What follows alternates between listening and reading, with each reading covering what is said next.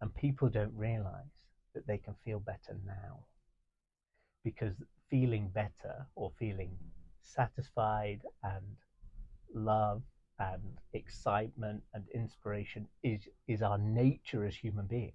And is that that that there is an emotional guidance system telling you, like, when you are in alignment with your passions and your desires, and when you are creating dis-ease, what really is success? That's the thing. What is your metric for success? Is it having this, this one big exit, or is it having harmony in your life? Hi everyone, I'm Camilo Torres, and welcome again to Flow Community Podcast. In here, we're going to have amazing conversations with the beautiful people that has joined our community. We're going to get a lot of inspiration for the life journeys, passions, creations, because we believe that when you share your unique story, you can inspire others. So please enjoy this new episode. And also, I would love to invite you to join our community. And if you would like to be part of this podcast, please go to our website, flowwithcommunity.com. Thank you. So please welcome Thomas Woodland. Hi, Thomas. Hi, Camilo. How are you? Good, good. Thank you so much for being here. Thank you so much for being part of the Flow community. Real pleasure. Excited to be here. It's my honor to be with you now. And yeah, let's get started. I just want to intro how we met. We met in this investor event. Yeah. And then anyway, it was like a really cool connection straight away. But yeah, I just would like to know more about your entrepreneurial journey. You are an alternative investor coach. Yes. But I want to know more about that because that sounds very interesting. Yeah, thanks. So I coach alternative investors and founders. So I call it the alternative investment ecosystem. And so what I mean by that is like venture capital, private equity, hedge funds, and family offices, and then their portfolio companies. And the reason I do that is because I used to work in private equity, so which is part of the alternative investment industry. So that was my whole experience, and my entrepreneurial journey. Well, I mean, it just couldn't be more different to what I used to do. Right. So I worked in private equity. Before I worked in private equity, I was an advisor to private equity firms doing big private equity deals. So very corporate, very rigid. I did an MBA at London Business School as well, and I was reflecting on my walk over here about this question, and I was like, none of that taught me anything about being an entrepreneur, and so it's quite funny, really. And yeah, the reason why I do what I do, so I'm like coaching these people, is because well, that was kind of the genesis of it was that I had everything I thought would make me happy. I'd left business school, was living in Marylebone, earning loads of money, walking to work in Mayfair. I was like, this is, these are all the ingredients that I thought would make me happy, and I was miserable, so unhappy. And I had this insight, this realization one morning that there was actually nothing wrong with my life. How could there be? Like, it was just so materially rich. But I wasn't experiencing my life directly. I was experiencing my thinking about my life. And it sounds so simple, but it blew my mind, and it transformed everything for me. Transformed my performance, my happiness, my satisfaction, and yeah, all my relationships, and my life really changed. But then when I went into work, I realized everyone else was suffering from the same misunderstanding. So yeah, so that's kind of the genesis of my entrepreneurial journey. Wow, nice. Super interesting. From one type of work to another. But then how did you discover that? I mean, what makes you awake, or what makes you realize that that wasn't the path for you? So but I spent a couple of years after that initial realization, Mhm. which changed everything for me. And Any particular like experience that makes you like, hey, wait, this is not what I want, or yeah, well, I think it's just so. I suppose there are a couple of pivotal points. Number one was that first one. Like the fundamental premise by which I'm living my life is a myth. mm, And so actually, so when you zoom out from that, like what does that mean in the context of my life? Well, I was working in private equity for the money, but mhm. happiness doesn't come from money. So hang on, why am I doing this? you know. So and that's a fundamental premise which is running most people's lives, and they have no idea about it. So that was a big one to begin with. Now, uh, uh, yeah, I didn't leave my job overnight though. So yeah, so there was Nice. an unfolding of that realization, let's say. Yeah, and thank you for sharing that. I mean this how this world is being built, and the social beliefs Mm. are that we need to reach an amount of money, but then it's not a limit for reaching that. Or maybe when we reach it, then that's it. It's like Yeah, this is where happiness is. And totally. then when you go into that stage, you then realize, no, wait, this is not what I want to feel. Mm, totally. Yeah, super interesting. Yeah, and when I look at these industries or very wealthy people, I think what's common is they say, "Oh well, maybe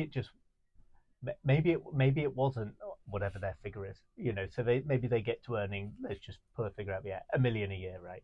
They get to earning a million a year, and they get there and they have this moment of like a millisecond of satisfaction, and then the metaphor is, you know, it's like a dog with a bone. Then they pick up the bone and they throw the bone away again, and they just double down. They say, well, it's obviously not a million; it's obviously two,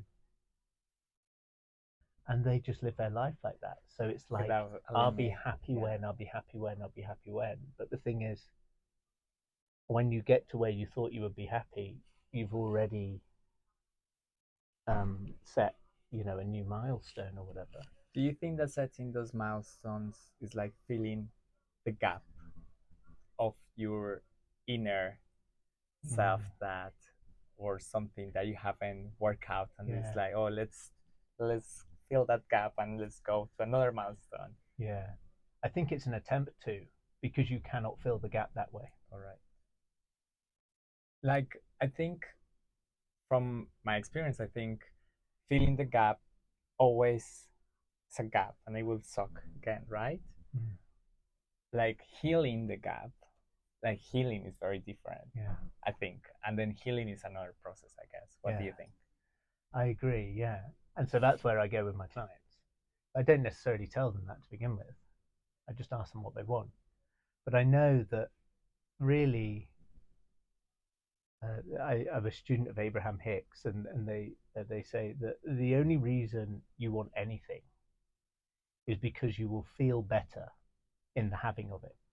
That you'll feel better when you have it, and people don't realize that they can feel better now, because feeling better or feeling satisfied and love and excitement and inspiration is our nature as human beings. Mm-hmm. It's actually the default setting. Mm-hmm. So if you get that, then actually you're free, right? You don't, and that doesn't mean that you stop doing what you're doing. Like Warren Buffett, he's not doing it for the money. He's Mm-hmm. got, I think, Berkshire Hathaway have got 180 billion in cash, 150, anyway, some ridiculous amount of money in cash. And Warren Buffett is in his 90s, Charlie Munger, his old business partner, and they're doing it. They don't need the money. Like, he drives a pickup truck and he wears his old suits. You know, he's not he's not in it for the money, but he has lots of money. People don't realize that that that if you're just doing what you love, like everything else will fall into place. 100% with you. I think, yeah, we talk about that. few conversations before in before this podcast. And yeah, I think when you're very passionate about what you do, the rest you will attract. The money, money is, I feel like, is an energy that, of course, we need to. I think we need to treat it as an energy. We need to treat it as a friend. Like, of course, no, but then also the goal is not have money. Your passion and what is inside you and the love. Totally. Is the most important. Yeah. I was actually, so at the conference that we met at, Tim Draper, who's an incredible VC, venture capitalist, and he's worth a couple of billion. But he in himself was saying, I just love this job. Like, I love meeting these entrepreneurs. I love being a part of the future, of creating the future. Like, he just loves it. Like, he's just passionate about it.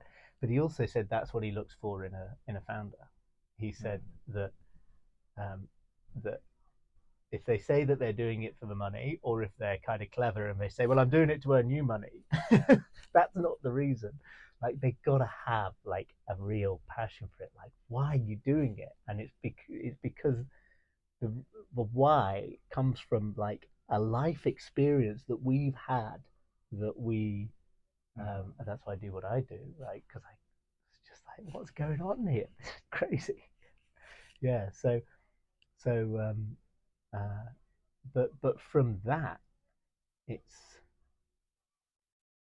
you hear a lot about the hustle and hard work, and from the outside, it really can look like someone's hustling and working hard.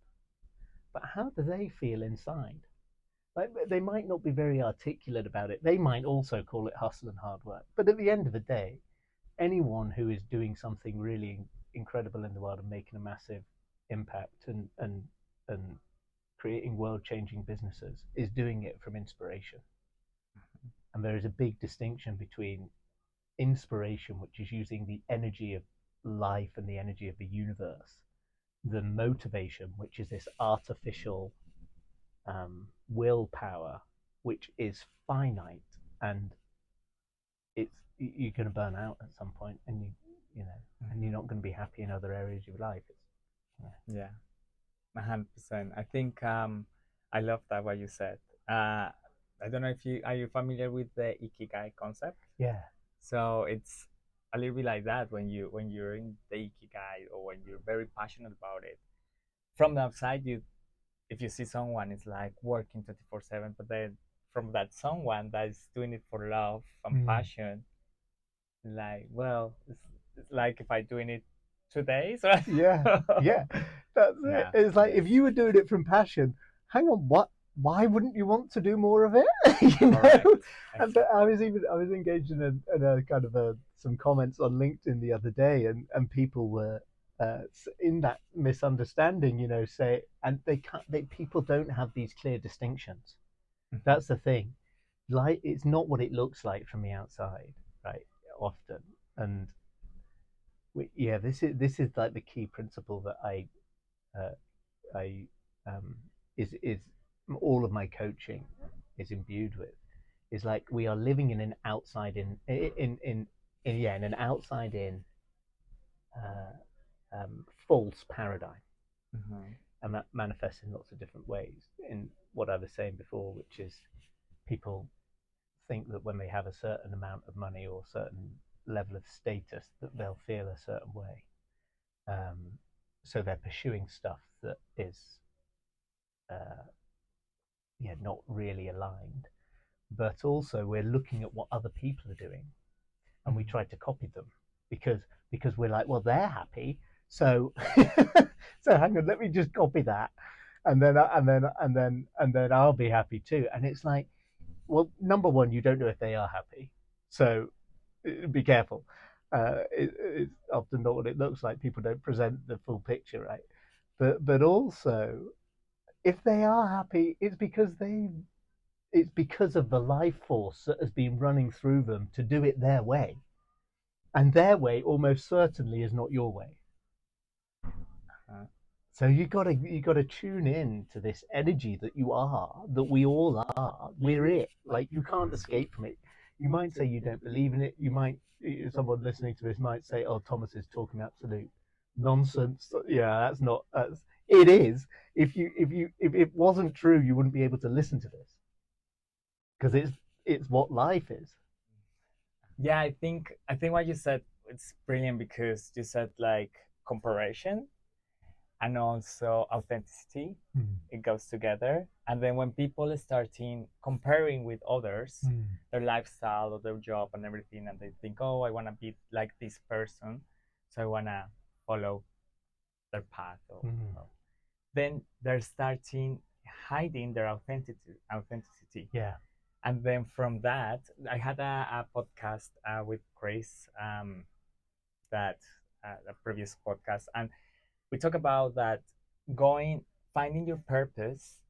The way to find your purpose is start being authentic to yourself. And then I guess that's related, because when you're authentic with what you do, Yeah. and you don't compare with anyone, then you're starting flowing to your purpose. And yeah, when you start comparing, of course, you're trying to be someone that you're not. Yeah. And then it won't flow. Or Totally. maybe you will end up with the same result of the picture of Instagram that you saw, Yeah. but maybe inside Yeah. you're never going to find happiness or inner peace. Totally. And here's the thing, like, life is working perfectly. All of that time, life is working perfectly. Because then if you do end up with the picture that you imagined, but you don't have the experience of life that you imagined would go with that picture, well, you have amazing information, amazing feedback. You have just, you're now standing at a new point of understanding of what does and doesn't work. So life is always showing you, life is always a perfect reflection. So, and this is where it gets tricky as well, because I've had this. So it's like, I went through a period of not enrolling clients, not working with new clients. So which in the first place came out of me not flowing, right? Okay. So, but then I get a bit insecure about that. So this is just how, I mean, I do this for a living, and I'm still, no one is immune, and so I get a bit insecure about that, right? And then I start looking and outside, and I'm like, well, hang on, there's this person over there, and they've got a system for LinkedIn, right? They've got a system to build an audience on LinkedIn, and so that looks, from that insecurity, right, and from that lacking flow, let's say, or resistance. Let's just call it resistance. It looks like a great idea to put in this system, to go down this, like spend a couple of years maybe putting in this system to build an audience on LinkedIn so I can sell to an audience on LinkedIn. And so it makes perfect sense from the reality that you're living in. So it's like, but actually it doesn't have to be that way. That is only a reflection of where I am inside myself. But I know for a fact, because I have also direct experience of this, that when I'm flowing, like, clients, my kind of most perfect clients who've paid me the most have come from me flowing, and it's taken a half-hour conversation. Love it. And it's just so easy to kind of lose sight of that and get insecure, and then lose your authenticity and start following everyone else, and for it to look like it makes perfect sense. 100%. I want 100%. I think you're on point. I want to tell like a little bit experience with flow. I joined TikTok, and then one of my cousins, which I love, she said to me, "Hey, you should do videos, live," and for me, and then it was making sense as you said, but then for me, I don't feel like, because it's not me. Maybe one day I will. I don't know, but for now, and I tried, but it wasn't feeling me, Yeah. and it wasn't flowing, and it was like stuck. Then I left it. But I mean, this is a little thing that even when you're doing, because I love flow, and this is like makes me alive. But when you're even doing your thing that you're doing, and you're trying to like that, some alternatives or methods that other people use, but it doesn't mean that's for you. Yeah. It's yeah, they work for them, but for you no. Totally. And when you flow well, the result. Yeah. It's amazing. Like I was telling you before that I've just started posting on Instagram and TikTok, and some big things going on in my life at the moment. It's a great story, and I was just inspired to do it. I've never been inspired to do it before, but I love it. I love it, and it is so me. But that just kind of proves the point that like what works for one person is like not what works for another person. But you can tell what works for you by how it feels. Like how alive do you feel when you're doing it? And literally, if you don't feel alive when you're doing it, it's actually not just like not going to be productive. It's killing you. It's killing you. It is creating a dis-ease in your mind, which creates a dis-ease in your body, and and and and that's not it. We are designed so intelligently. I mean, how intelligent is that? That there is an emotional guidance system telling you like when you are in alignment with your passions and your desires, and when you are creating dis-ease. And that's just how simple it is. And because we live in this false outside in paradigm generally, which is fed to us every day on the news, by every book you read, like that, every war is because of that, every, all conflict. You did this to me, therefore I'm going to do this to you, and I'm going to sue you, and like it's kind of crazy, and yeah, and the world is just mesmerized by it, hypnotized. Yeah, We have all of the data that we need to live beautifully, and we are misinterpreting the data. I love it, and I think it's inside us, right? I love what you said, that we need to listen of the energy that it's inside us when we do something. That also happened to me, and it's, I guess, listening to intuition. Intuition is very powerful, and it can reflect on you physically as well. Yeah. And when you sped up of doing something, well, stop doing it. Yeah, do something. yeah. Yeah. But then some people is just on and on, trying to reach something. And what you said as well about the social, like the news and the social believings, Yeah. they don't let us see they don't let us pay attention to our intuitions and to the energy that give us that energy and that passion. And then sometimes we're like, no, this energy, it's for project that won't make money, but let's do what makes money. And then that's where a lot of people end up. Yeah. To that route. Totally. Yeah, just disconnected from themselves. Yeah. Love it. Yeah. Love it. Thank you. So I mean, I love what you're doing. And I have a question. Do you think finding the inner peace will be a good idea to start your professional development? Or yeah, do you think that's linked with each other? Oh, 100%. It's just it's it's the foundation to everything. It's the okay. Let me just take a step back. So I just make this statement that you get what you think about, whether you like it or not. So we're all thinking, thinking, thinking all day. You can't switch that off, and most of us are pretty unconscious about what we're thinking, but and how actually that's translating into external results, right?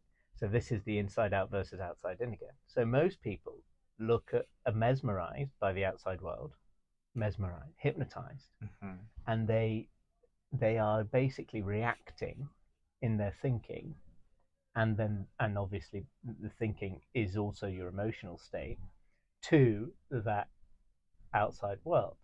But they're not seeing that the outside world came from their thinking in the first place.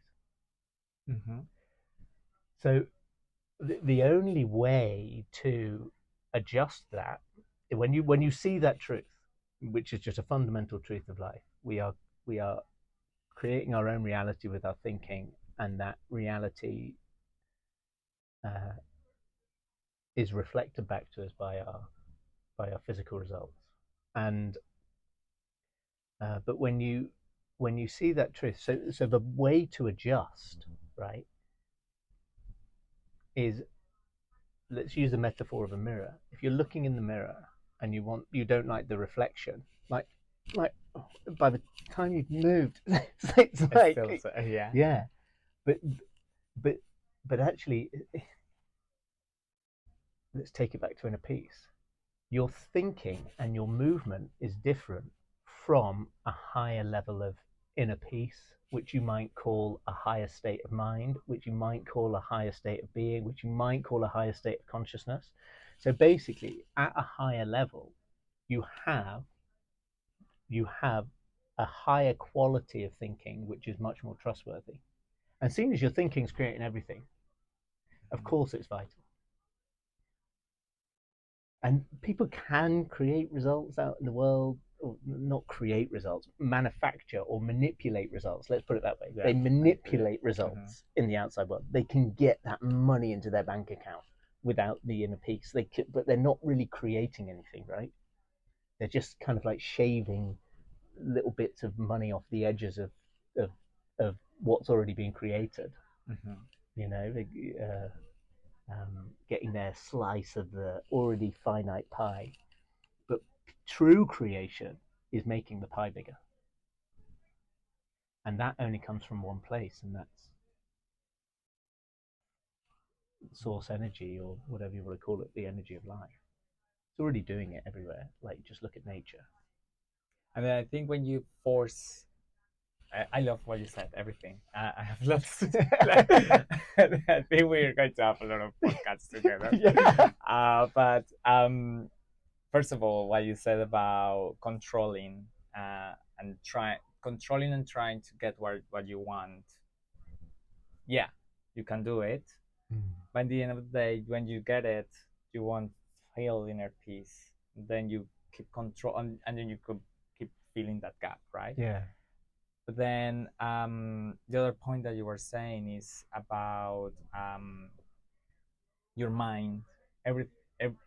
Your mind creates a lot, and yeah, whatever you think is the creation, is the outside. So if you feel that you're amazing, you will be amazing. Yeah. If you feel that you're loved, you will be loved. Yeah. I don't want to say negative things, but yeah, I mean, and it's really hard because a lot of people has their other thoughts that they won't let them create a good outcome, and then they're stuck. It's very important to let everyone that it's in your mind, and when you're conscious as well, when you're really conscious about those thoughts, you can change them quickly. Because I mean, we are human beings, and of course negative thoughts are going to rise, of course, at any time. Totally. I have an exercise that I do.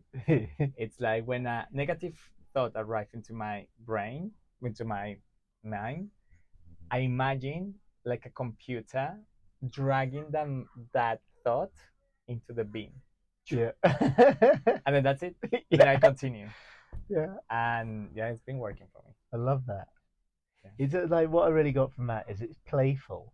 Like, it doesn't have to be so heavy. Like, the thing is, you as you said, like, we're human, so we're going to have negative thoughts. Most people try to get rid of them, and it's like the more you push against something, the more you hold it in place. But you take the pressure away, and it moves again.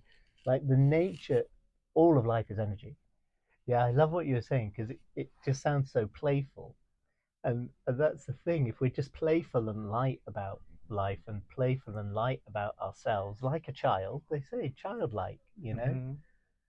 um, then th- what most people are doing is they have their negative thoughts and they picked up from somewhere, probably Instagram or whatever, that oh you can't, like, it's not good to have negative thoughts because Correct. Yeah. so then we try to get rid of them, get rid of those negative thoughts, and all of that is just applying more resistance and pressure. In what you're trying to get rid of the negative thoughts with is thought. Mm-hmm. So it's just more thought. And the more thought you have, the less peace you have, the less consciousness you have available to you for new free flowing thought. And but if you just take away the resistance, it will move. And that's because all of life is energy. Like we're just energy. All matter is energy. 100%. um, and and so thought and the nature of energy is it moves, it flows. So if you're not holding on to it, it will change. If you don't like your experience right now, if you don't like your thinking right now, oh, that's cool. Wait a minute. There's no Mm-hmm. solution to it. There's nothing to Just do about yeah, it if you really get that. 100%. I think yeah, 100%. Um, what my exercise, like my mental exercise, how I discovered that because I did a meditation. There's a meditation that I could link in this podcast, and it's about the, the process of thinking, and it's all about when a thought arrives and it's a negative thought. Just don't don't put in the bin straight away because I think I skipped those steps. Yeah, Look at it, think, oh, why you arrived there? I wonder why. yeah, And talk to that thought. And yeah, as you said, like feel it or whatever, and then that's it and let it go. yeah. Because that's it. You don't have nothing to do with it. And then just let Totally. it go. And that's it. Yeah. Um it's very important that. Thank you. Yeah. As you were saying that, I just thought it's actually less about the. So again, you could turn that into a strategy. So someone listening to this, right? They go, "Oh well, Camilo has this visual where he picks the thought and puts it in the bin. Let me do that." And and it's not so much about what you're doing; it's about the feeling of what you're doing. Like, does it? So to you, it could feel playful, Mm-hmm. right? But to them, it could be this The bin will be just like. fill up and they will be like explode. Yeah. And then so it's like again, you're like just tune in to how you're feeling about it. Like do what feels Mm-hmm. good to you. Mm-hmm. Do you find your 100%. own way? Like we don't. Um. Yeah. Yeah. We're so different and we all like everyone has their own methods as you said before. Yeah, I mean it's as simple as that. But anyway, we went from a topic Yeah. I love it. Um, but yeah, I mean to end a little bit of our podcast, and I'm sure we're going to have another Yeah. podcast, We're gonna have another to. series. So a quick thing. So with the inner peace Mm. and the professional development, which is so important, um, the other way around, the inner conflict, how that will affect your professional Mm. performance. Yeah. What do you think? Is that connected? Yeah. Well, I've just seen from my own experience of life that it's actually it's all that's ever going on for me, really. And and and I listen to great investors as well, and entrepreneurs and founders, and and there is absolutely a huge connection. So there's a great investor called Bill Ackman, and he's got a hedge fund called Pershing Square, and he was on the Lex Friedman podcast, and he said when his he was his business was at risk of being wiped out, and he was getting a divorce at the same time, and Wall Street was cornering him and trying to put him under, and And he said, and it, of course, it was all connected. It's all connected, so that's the thing. It We're just human beings, and you can't separate yourself. You can't. You can try. You can, like, it's a really effortful and difficult way to do things. You're a human being. We're all human beings. All business problems are human problems in disguise, and there isn't a human being that doesn't take their work home and their home to work, because we're just energy. Energy is indivisible? So how could you possibly try and chop yourself up uh, and yeah? So yeah, it's and it just goes back to this. We're mesmerized by financial success, right? But you only need to spend half an hour with someone to get a sense of yeah, like who they're being and how happy they are. And yes, I'll give you a real life example of how inner conflict plays out in a real life business situation. So one of the big areas of value that I create for clients is when I'm working with a founder or a CEO of a business, and their heart and soul has gone into this business for years, and they've scaled this business, and then they get to the exit, and culturally, the exit is one of the most stressful things you could ever do. So you still got to run the business, you still got to deliver results, because if the results start dipping, then you lose money on the exit. And this is their once in a lifetime liquidity event. So you can already tell, like, the amount of pressure that they're feeling. Yeah. This is it. This is like, this is my one in a lifetime liquidity event. So they get really stressed out. They've got a lot of inner conflict. Okay, so so in that, let's say they've got a couple of bidders, and obviously that's a strong negotiating position, or maybe three or four bidders would be a really strong negotiating position. But let's just call it two bidders. But in one of the meetings that they have with the buyers, they say something because they're so stressed out and they have so much inner conflict. That's when people make mistakes, right? So they say something in that buy meeting that creates suspicion in the buyer, and then the buyer let's just say that buyer drops out. So then they've only got one bidder, which is not a strong negotiating position, and they end up wiping a lot of money off the value. And who knows what that could be? It could be 10 million, could be 100 million, could be 10 billion, depending on the size of the business, right? And in all of that stress that they're experiencing, their marriage also falls to pieces, and and let's say it's a guy selling the business, and so his wife divorces him in that process, which could drag on for a couple of years if it's got perfectly common. Maybe not. I don't know what percentage. I couldn't give you a stat, but and so and that's all come from inner conflict and stress. So then they sell the business, and they sell the business for less than they would have done if they had not had that inner conflict and stress. And by the way, that's optional. The inner conflict and stress is always optional. And their wife divorces them, and they lose 50% of the proceeds anyway. So it's like, what really is success? That's the thing. What is your metric for success? Is it having this one big exit, or is it having harmony in your life?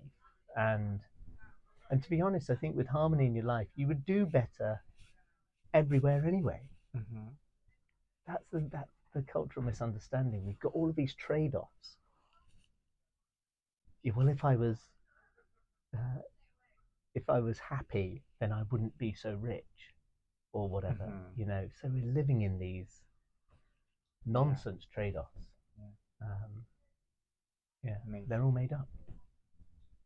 Thank you so much for the example. Brilliant point. Yes, pleasure. Thank you.